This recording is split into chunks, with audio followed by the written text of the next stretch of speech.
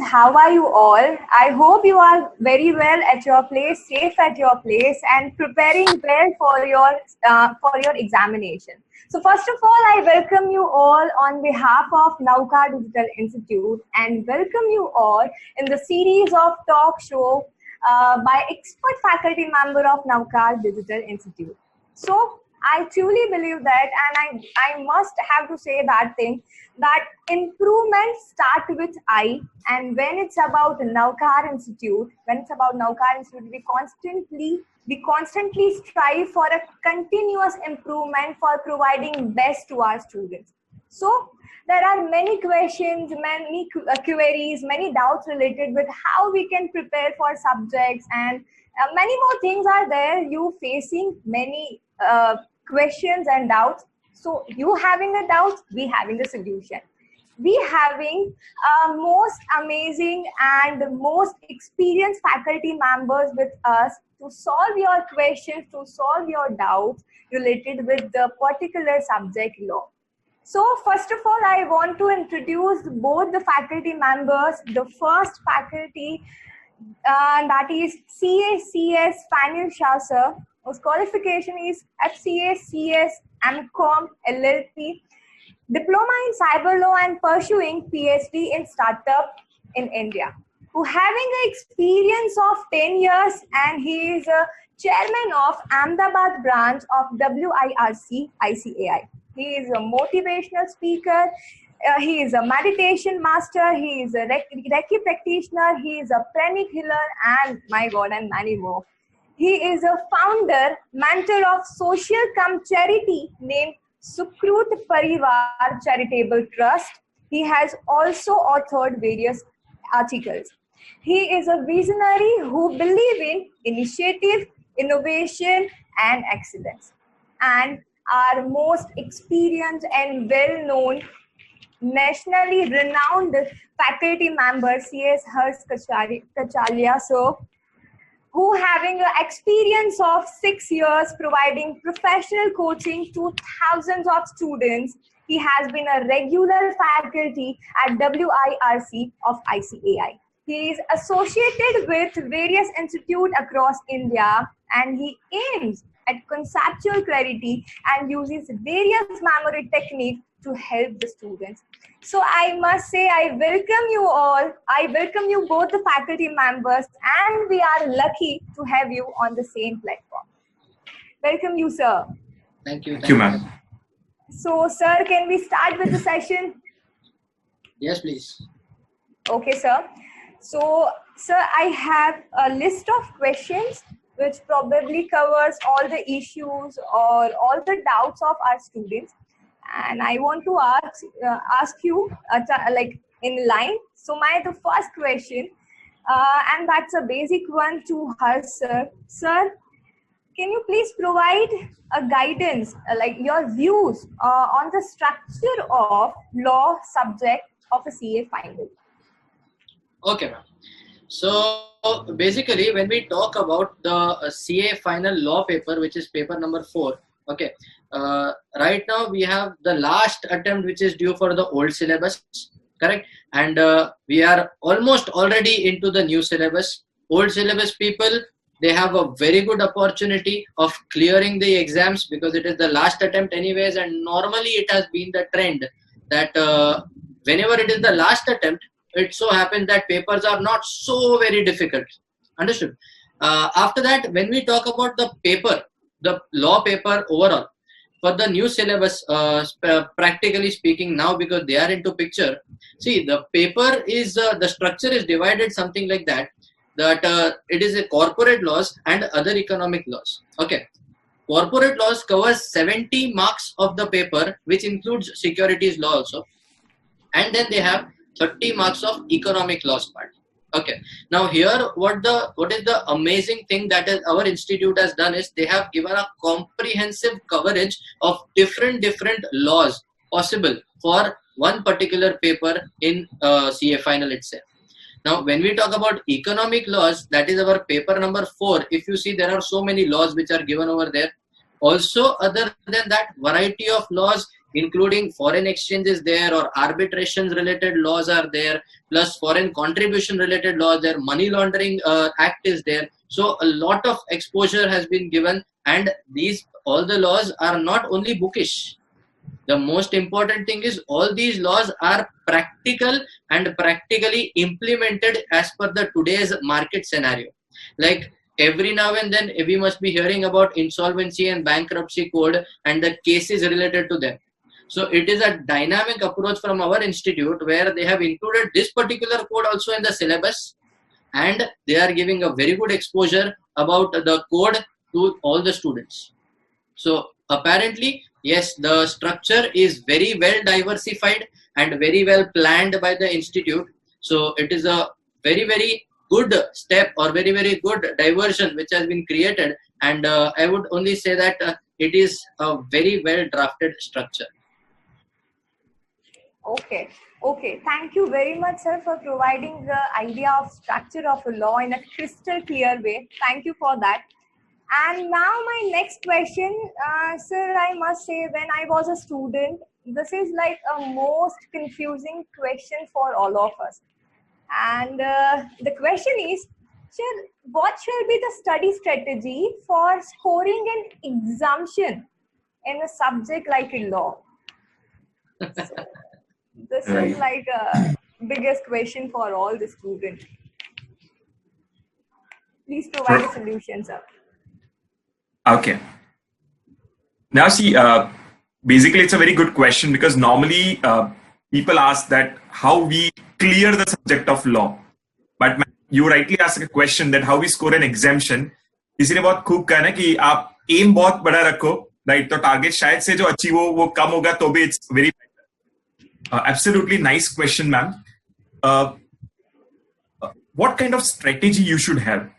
And, as Harsha rightly told, that the subject is made up of two parts, basically corporate law and economic laws. Now, first I focus on the part of corporate law. Then students, corporate law, if I again redivide into, it's purely no such division exists in ICAI, but if for our own strategy formation, if we divide it, right? Because you might have heard that when in army, people are targeting on the troops, they bifurcate the team, they bifurcate the area, and by segregating the things, the aims can be achieved far better manner. So adopting the same strategy here also, if I bifurcate corporate law, then I can bifurcate into two parts. One is the portion of directors, and the other is the other topics of corporate law. Then it ranges from mergers, it ranges to inspection inquiry, miscellaneous provisions, winding up and all. Now, if we come first on directors and we go by the ICAI structure, then the very first chapter is of directors, appointment of directors. Second is with respect to managerial remuneration, and third is board meeting and board powers. Now, what I also generally tell to students also, that instead of going in this sequence, if you go by a reverse sequence, that is first do board meeting and board powers, then it's a very comprehensive chapter, basically focusing on board meeting and board powers more, right? If you are clear with that, then you move to managerial remuneration. And then you come on first chapter, then your first chapter, which looks like so big, having mammoth of topics, but it will become so crystal clear because you are already clear with meetings, you're already clear with powers, and you're already clear with managerial remuneration.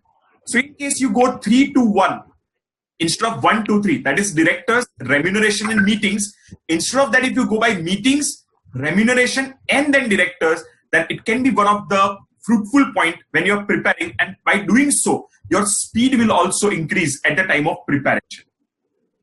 Second thing is the miscellaneous provisions, right? Or I told you that the other rest of the topics. Now, in my view, what students generally do, that they have same approach for all the chapters of company law. That is chapter 1, or I can say that 29 chapters are there of company law. From that chapter 1 was in intermediate. Rest all the chapters are in final. So students have similar approach in all the chapters. And because of that, what happens if someone starts with director, he invests its 80% time in directors, then he does not get time to complete the rest of the chapters. If someone starts with rest of the chapters, he does not get a time to complete directors. What here I want to suggest is, there are two types of approach to any topic. One is detailed approach, the other is overview approach. When you are on directors, have a detailed approach, do everything. And when you are on rest of the topics, you can go for the overview approach. But now you cannot ignore any topics, because from this attempt onwards, right, we will be getting an integrated case study. And apart from that, if you see the mock test papers, the questions are also mixed everything. So in my view, everything needs to be done. For directors, have a detailed approach. For rest of the topics, have an overview approach. And another is people ignore economic laws. But if you focus on economic laws, then that can be a marks gainer. Because if there are two types of questions, one is direct question, and the other is analytical questions. Generally, it has been seen that from economic laws, we get direct questions. But when you don't plan out, your most of the time goes to corporate law and you miss out on economic laws. So have good focus on economic laws too. Then if you focus in such a balanced manner, right? See, here what we did, we didn't ignore anything, but just by changing our approach, we just balanced the things. We just balanced the focus and approach. Then that's the best strategy to gain not good marks, but you can say directly an exemption in the subject of law. Okay. I just want to say one thing after this answer. Student, you want exemption in law examination, you have to follow this and you will get 500% exemption in particular subject. So follow this thing which our experts say to you. Okay, so our next question for her, sir. Sir, many students, and I must say a frequently asked question, how much time does a student require on an average to study this whole subject, considering he is studying this particular subject for the first time? So, sir, please guide our student for the same. Okay, so considering that our student is studying for the first time, this particular paper, CA Final Law, now practically if you see, it may depend from student to student, of course. So everybody has their own speed and their own likings. Somebody likes theories a lot, somebody likes practical subjects more. So this thing which I'm telling you, it cannot be 100% for everybody. But yes, as per the general thing in the market, as per a normal general student, it shall ordinarily take, if I talk into hours, it shall take around 70 to 80 hours, according to me, to finish this particular subject. But now, more important thing is, how do you divide this 70 to 80 hours? Because many a times what we have seen is, it is a theory subject, so we don't want to study the theory subject for the whole day. We want to do some practical in between and some theory in the rest of the time. Correct? So there, if you are dividing your day, I'm just taking an example, assumption that you are studying for at least 10 hours a day, considering exams are wandering on the head. So if you are giving 5 hours for law, then your 80 hours will be divided accordingly. And if you are giving 10 hours a day, it may be completed very, very soon, let's say in a week time.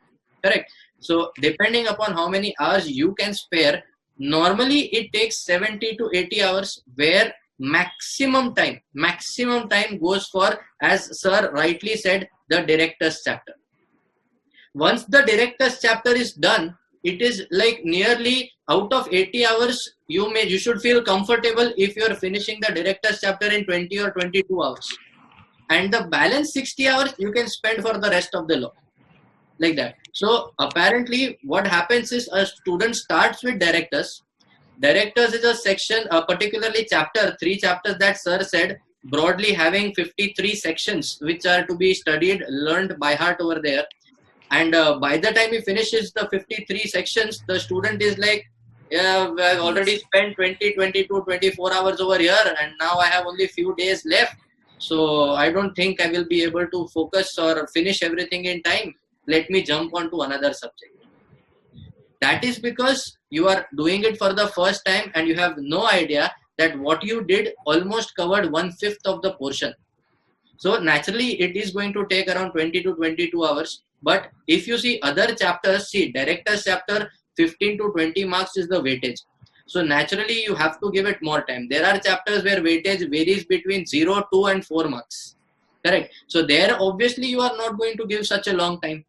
Understood? So there are things, as sir said, you should first know how many things I have to repeat in detail and which particular topics I just have to take an overview approach. Giving same amount of time on every chapter, that is not the solution. You prioritize as per the weightage. You see the past papers, you will come to know the weightage. When you understand the weightage, you can accordingly bifurcate your time, and very comfortably in 70 to 80 hours, you can read, summarize and understand the chapter. But yes, again, if you are saying that I want to revise this chapter 2 times before I go for the exam, or if you are saying I want to solve 2 papers also, or 2 RTPs also, or 2 mock test papers also before I go for the exam, then naturally this 70 to 80 hours may go on to 90 or 100 hours also. Correct? So of course it depends on how much you are willing to put in for this particular subject.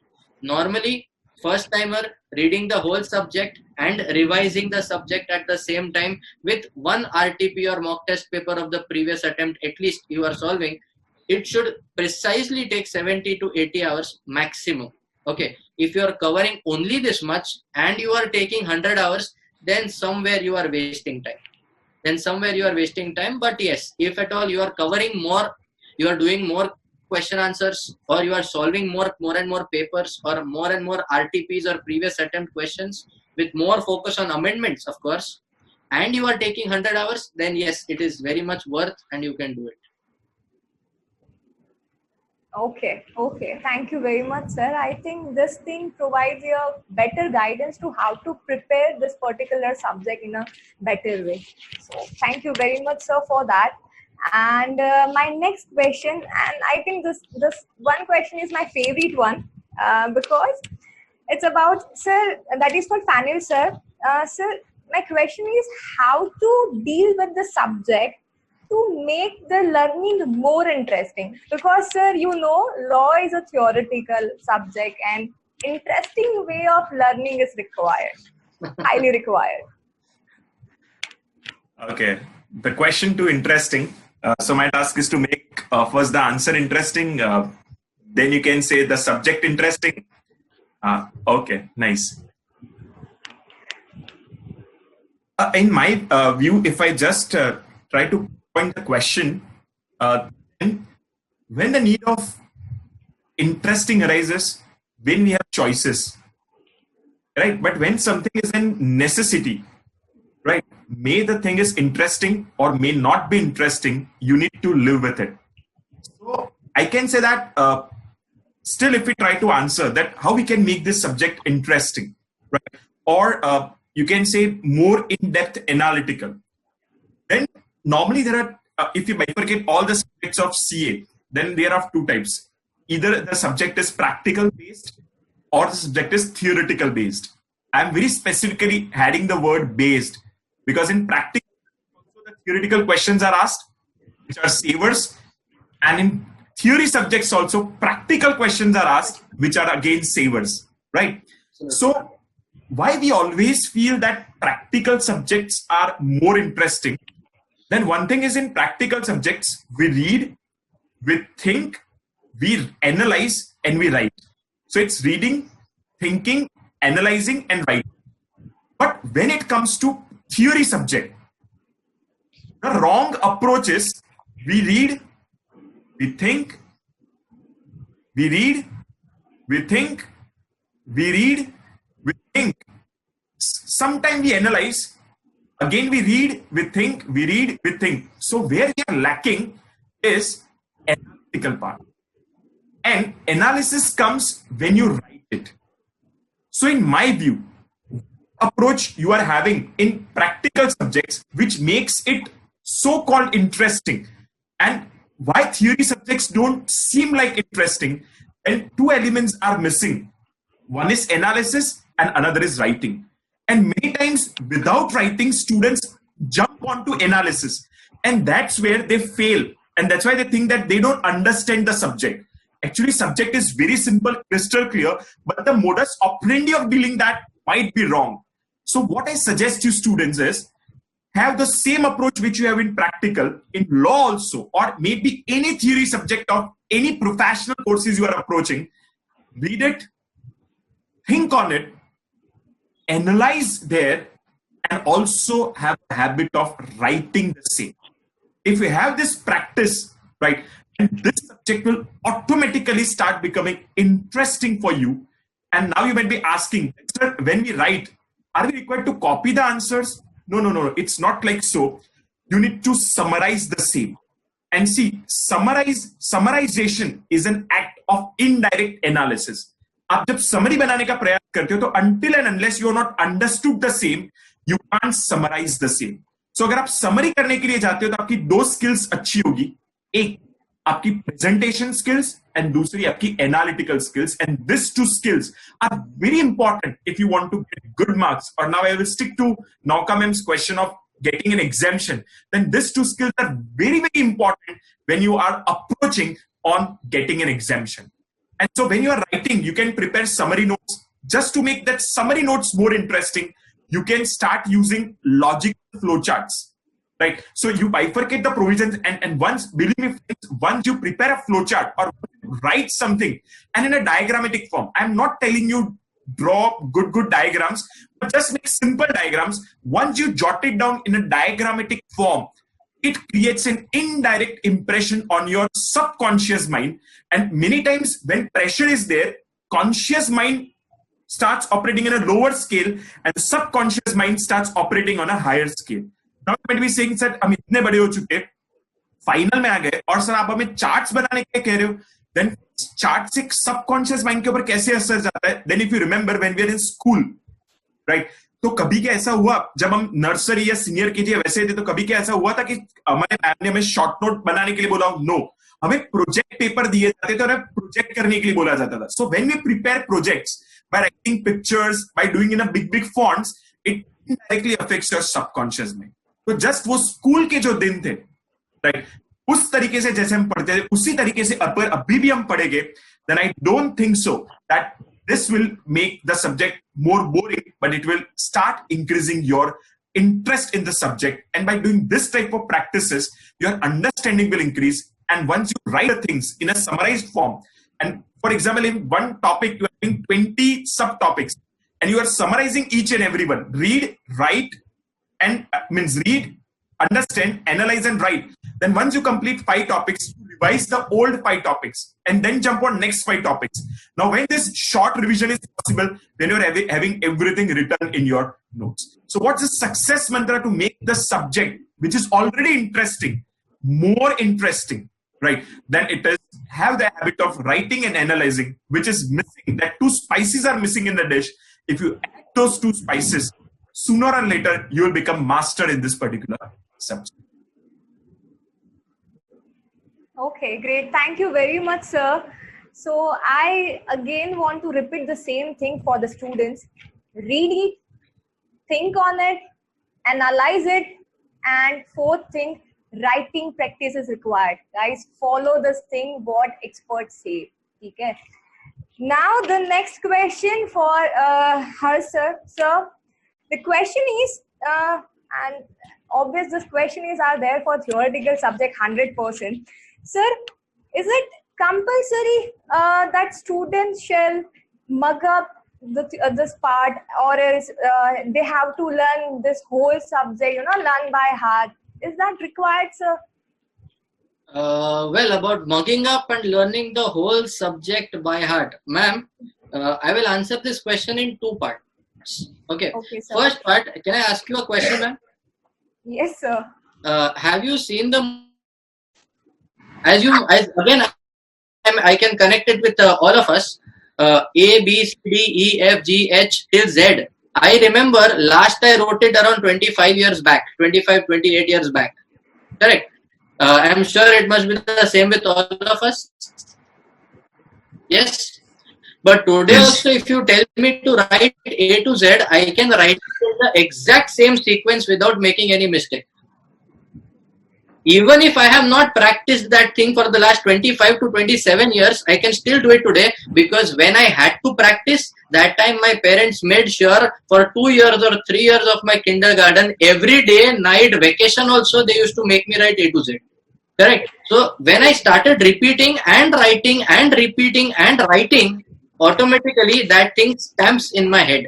Correct. So it is never about mugging up. It is about simply understanding the concept. If you understand the concept, then of course there are many memory techniques also which you can impose. There are many memory techniques which we share in our classes also, rightly. And so many things can be done other than mugging up. You don't even need memory techniques if you are using your analytical skills, or at least repetition technique, or at least writing with repetition. Then you don't need memory techniques also. But if need be, then there are a lot of memory techniques also which just helps you to just click one particular point by which you can remember and memorize, and thereafter you can write down the whole answer. So again, I am saying, and I tell it to all my students, and as you said in the beginning also about, when you were talking about me, we never believe in mugging up. We only believe in conceptual clarity. If your concepts are clear, your success has to be near. Oh, wow. Okay. Thank you very much, sir. I think the example and the last line itself says everything about my question. So here's the thing. I hope students understand it is not required. You have to mug up all this stuff. You have to understand that thing and you have to revise that thing again and again. So thank you very much, sir, for providing this amazing answer with the amazing example. Okay, so my next question is for Fanil sir, and sir, this is a most concerned question. Sir, few acts are common in paper number 4 and paper number 6. Is it okay if we don't refer those topics from paper number 6? Okay. Yes. In fact, most concerned question, because and various myths also. There is one subject of which we all are talking right now is of paper number 4, that is corporate law and economic laws. And as far as ICAI newly introduced the concept of elective papers, right? And in that also there is one elective subject of economic law. And now the more one is the name confusing. Another is the more confusion arises when we have 3 laws. To be very specific, the Insolvency and Bankruptcy Code.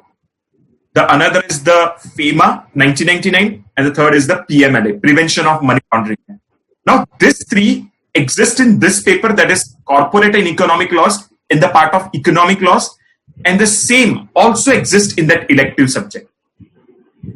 Now here, if you study only the corporate law portion, that is paper 4 portion, and you expect that is there any need to study the elective paper wala portion, then the answer is absolutely yes.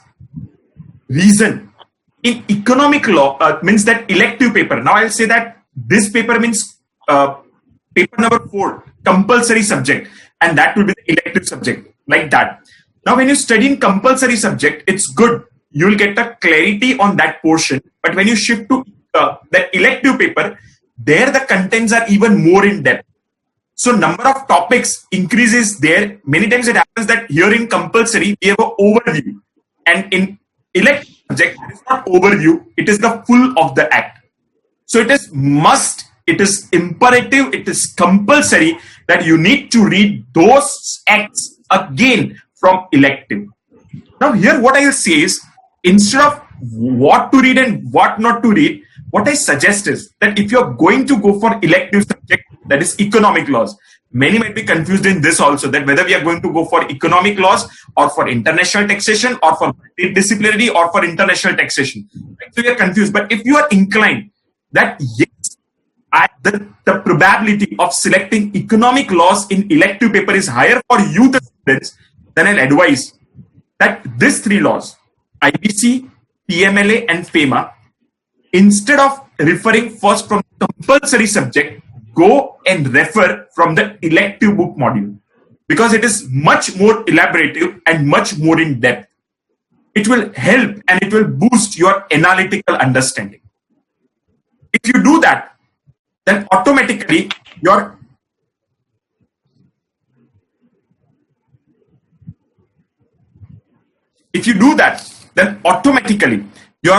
this compulsory paper burden will reduce. And more friends, when you are approaching to elective paper, it's not like the normal compulsory paper.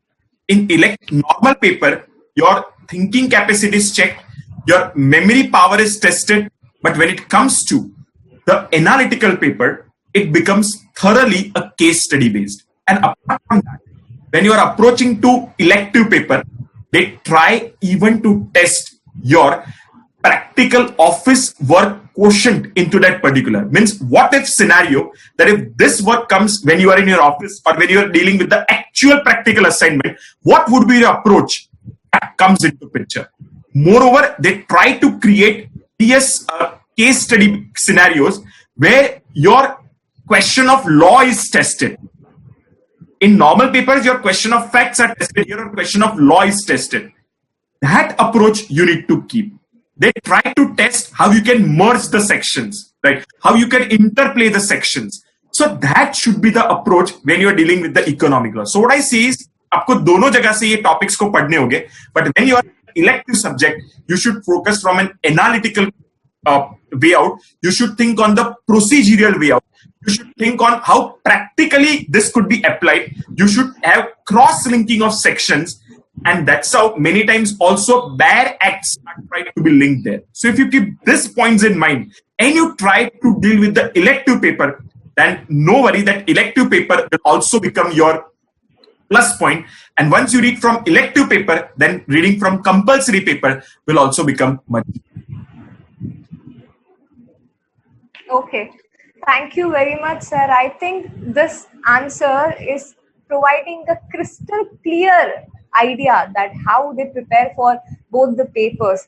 Thank you very much, sir, for providing this answer. And now the most interesting question for me, for each and every student. And the question is that question is for her, sir. Sir, is it important to quote a section number and forms number, and also, is it compulsory that we require to write a name of case laws in exams? So, sir, please provide a solution for this. Okay. So far as section numbers are concerned, our subject is divided in two parts: corporate laws and economic laws. So for corporate law, yes, it is 100% compulsory, and you have to write, and you have to write, and you have to write. Correct. So if at all if our students are listening to this particular video, then they must be aware also that when we do these particular chapters in the class, we make sure that all the section numbers are retained, memorized, and revised in the class itself. Correct. So other than that, corporate law, yes, it is compulsory. Economic laws, not compulsory, but I will say it is necessary. So it is like there are a lot of different acts in economic laws. So expecting one particular student to remember each and every section from so many acts, it is difficult. But of course, you can at least remember some important sections from every particular act. Like for example, if I can talk about FEMA, there are three sections broadly, which talk about penalty. If I talk about SEBI penalties, there are more or less say A to H. So very 8 or 9 penalties are there, which you have to remember. If I have to talk about money laundering, then there is one section which talks about penalty over there. Correct. So these are broadly some important sections. Like IBC, the Insolvency Bankruptcy Code is there. We have the famous waterfall model for the payment approach. One particular section is there. So these are something like you cannot remember each and every section. Definitely, it is not possible normally to remember each and every section. But if you are aiming for an exemption as per your earlier question, then yes, you should remember the section numbers. If you are aiming for rank, you should remember section numbers also and form numbers also. Correct. So that is very, very much necessary. It may not be possible for any and every average student. So for them, I would insist company law, the corporate law part, every section you have to remember. Correct. So what happens is normally students ask us after the batches that we take that, sir, is it okay if we don't write section numbers? Our marks will get cut. My answer to them is always very simple. Your marks will not get cut. Why? Marks तब कटते हैं जब दिए जाते हैं. you will not get marks only for that part. So there is no question of marks getting cut. So if it is a 5-mark question of corporate law, you have not written the section number, I will evaluate your paper out of 4 only, not out of 5. And it is but natural, because I have got 10 papers in my hand, 8 people have written the section, 2 people have not written the section. I cannot give same marks to everybody. So naturally, those who have written the sections, written the form numbers, they will always get a competitive edge against the other. So if it is possible, then economic law part, try to do section numbers. Corporate law, compulsory do the section numbers. Form numbers, it is not compulsory, but it is necessary. So don't write wrong ones at least. Okay. And we were talking, you asked me about case laws, right? So yeah, about case laws, I would say that case laws are very, very important if this was about indirect tax or direct tax paper. Case laws are very, very important in those paper. In law paper, what happens is all the questions, if you have analyzed, they are in case study format. They are not case law format. Okay, so there is a lot of vast difference between case studies and case laws when you read them. Okay, they are two different aspects altogether. Case study is a fictional characters are there, ABC and company, PQR and company. So fictional characters are there, and there what is being tested is whether you know the provision, whether you know the section, whether you know the chapter, how well do you analyze that chapter. That is what is important, and that is the reason why section number quoting is important, because without section number, when you are quoting provision, you are playing a blind game. Correct. So that should not be the case. So case laws, no, not very important over here unless it is a taxation paper. But section numbers, very, very important, I will say. Compulsory, I will say. And the other part you asked me was about form numbers. That is not compulsory, but necessary, I would say. Okay, thank you very much sir. And मैं आप ही की बोली हुई चीज वापस repeat करूंगी, marks कटते नहीं है पर मार्क्स मिलते ही नहीं है, राइट सर? ऐसा ही कुछ ना, मतलब you have to write a section number, you have to write a section number, it is compulsory for a form number and for a case law necessary, तो सर ने बोला उस हिसाब से, ठीक है? So now we are moving for further question, and I must say that's the last question, that is for panel sir. Sir, does the length of answer matters? Okay. In the law paper, sir. So length of marks, I'm sorry, length of answers matters in the law paper, sir. Okay. Here I will ask one question to Harsh sir. Actually आपको आना ही चाहिए, अगर नहीं आया तो it's not, और वो शायद से बहुत टफ भी हो सकता है। Can I ask? Sir I will try sir. Okay sir, आपको चाय पसंद है या coffee? Well technically time to time, चाय मिले तो चाय ना मिले तो कॉफी भी चल जाए। चलो, ज्यादा क्या पसंद है? चाय। ओके, तो now the question comes to Nauka ma'am, right? अब तक आप ही क्वेश्चन पूछ रहे थे, तो मैंने सोचा मैं भी क्वेश्चन पूछ लेता हूँ, right ma'am? Which ingredients are overall needed in making of tea? चाय बनाने के लिए कौन कौन सी चीजें चाहिए? Okay, genuinely I am not the tea kind of person, पर बना देती हूँ, तो उसके रिलेटेड में बताओ तो सर। अच्छा हुआ क्वेश्चन नहीं पूछा, प्रैक्टिकल लाइफ में नहीं पूछूंगा। The last question for panel, sir. Sir, the most frequent asked question is, does the length of answers matter in the law paper? Okay, let me do one thing. Since you are asking question and I'm just answering, let me ask a question to her, if it permits. Can I ask you, sir, a question? Please, sir. Sir, बहुत tough वाला question होगा ये, आपको answer आना ही चाहिए, कुछ भी हो जाए। कोशिश करता हूँ सर। Right sir. सर आपको चाय पसंद है या कॉफी? कॉफी। Okay, right. तो now I am asking a question to Nauka ma'am, right? वो भी कब से क्वेश्चन ही पूछे जा रही है। ओके मैम, कौन कौन से इंग्रेडिएंट्स चाहिए? Okay sir, when it's about coffee, तो मुझे पता है वहां तक सर, कप चाहिए कॉफी के लिए तो पहले, ठीक है? उसके बाद उसमें कॉफी, मिल्क चाहिए एंड पानी चाहिए, पानी नहीं चाहिए होगा आई थिंक, चाहिए रखते पानी चलो। चाहिए, ठीक है। तो फिर अपने टेस्ट के हिसाब से चीनी चाहिए। कितने ये 4 इंग्रेडिएंट्स आपने बोले राइट? ये कितने कॉफी के लिए चाहिए?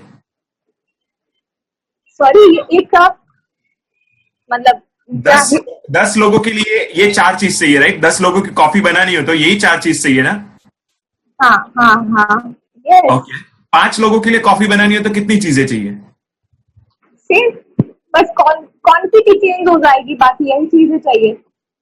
छोड़ो चलो 3 लोगों के लिए बनानी हो तो कौन से इंग्रेडिएंट्स चाहिए? Sir same. और एक इंसान के लिए बनानी हो तो? Same sir. यस, तो आपके क्वेश्चन का आंसर आपने ही दे दिया कि ओके लोग कितने भी क्यों ना हो राइट, कॉफी के contents remains the same, just the proportion changes right. Friends, the answer lies there. Marks कितने भी क्यों ना हो, प्रोविजन के कंटेंट्स तो उतने ही रहते हैं राइट। यानी मान लो कि कोई सेक्शन आपको पूछा है जिसमें 4 पॉइंट्स है, फिर 10 मार्क का क्वेश्चन हो तो भी वो 4 चीज लिखनी है, 5 मार्क का क्वेश्चन हो तो भी वो 4 चीज लिखनी है, 3 मार्क का क्वेश्चन हो तो भी वो 4 चीज लिखनी है, और 1 मार्क का हो तो भी हमें वो कुछ भी करके वो 4 चीज लिखनी होगी, because we need to have the complete comprehensive answer. So friends, I also exemplify the same, that in this is not your some another theoretical subject, like if they're asking what are the advantages of XYZ, then based on marks you can write more or less.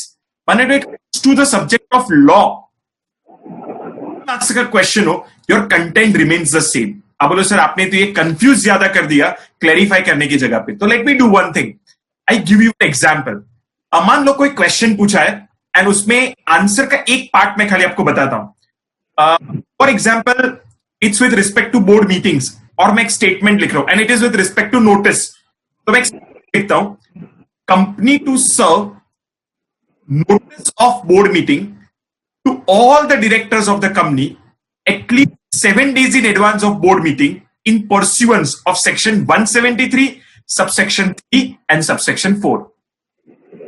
मैं पूरा बोला, इतना detail में भी हम लिख सकते हैं जब ज्यादा मार्क्स का क्वेश्चन पूछा हो, पर मान लो अगर ये 8 मार्क का क्वेश्चन हो तो इतना बड़ा लिखो, अब ये 6 मार्क का क्वेश्चन हो तो मुझे लिखना तो यही पॉइंट होगा, I will crux it out like company to serve the notice of board meeting at least 7 days in advance to all the directors of the company। मैंने बहुत सारी चीजें हटा दी, एंड इनकेस ये क्वेश्चन 4 मार्क का होता तो मैं सीधा लिख देता notice to be served of board meeting at least 7 days in advance। फिर ये प्रिज्यूम्ड है कि कंपनी नोटिस भेजती है, ये प्रिज्यूम्ड है कि डायरेक्टर्स को भेजती है, ये भी प्रिज्यूम्ड है कि सारे डायरेक्टर्स को भेजती है, और ये भी प्रिज्यूम मैंने ले लिया कि कौन से सेक्शन का कंप्लायंस किया जाएगा। जस्टिफाई दिस, आपको मैटर जो लिखना है वो मार्क्स के मुताबिक लिखना है राइट। आपको उसके क्वांटिटी के साथ चेंज इधर उधर करना है, उसकी क्वालिटी को कोई भी तरीके से आपको टेम्पर नहीं करना होता है। That's how you approach to what type of content you write for how many number of marks. Okay, thank you very much sir for providing this amazing answer with the mind-blowing example, the coffee wala part. Yes, thank you very much, sir. So thank you very much, both the faculty members, to provide your precious time for providing the guidance and giving the solution to all the frequently asked questions for the particularly law subject. I must say they all get amazing clarification related their questions and their doubts. And there are many concerns for this particular subject. So thank you very much, sir, for providing your precious time. Thank you very much. And here I am concluding our talk show with the last line. Guys, stay safe, stay at home, and prepared well. Okay. Thank you very much for joining us. Thank you. Thank you very much. If you like this video, share it with your friends. Subscribe to our YouTube channel to watch more such videos and learn from our expert faculty members. press the bell icon to get regular notifications whenever we upload a new video. Download NDI mobile app to get complete CA course online. We value your support. Thank you for watching.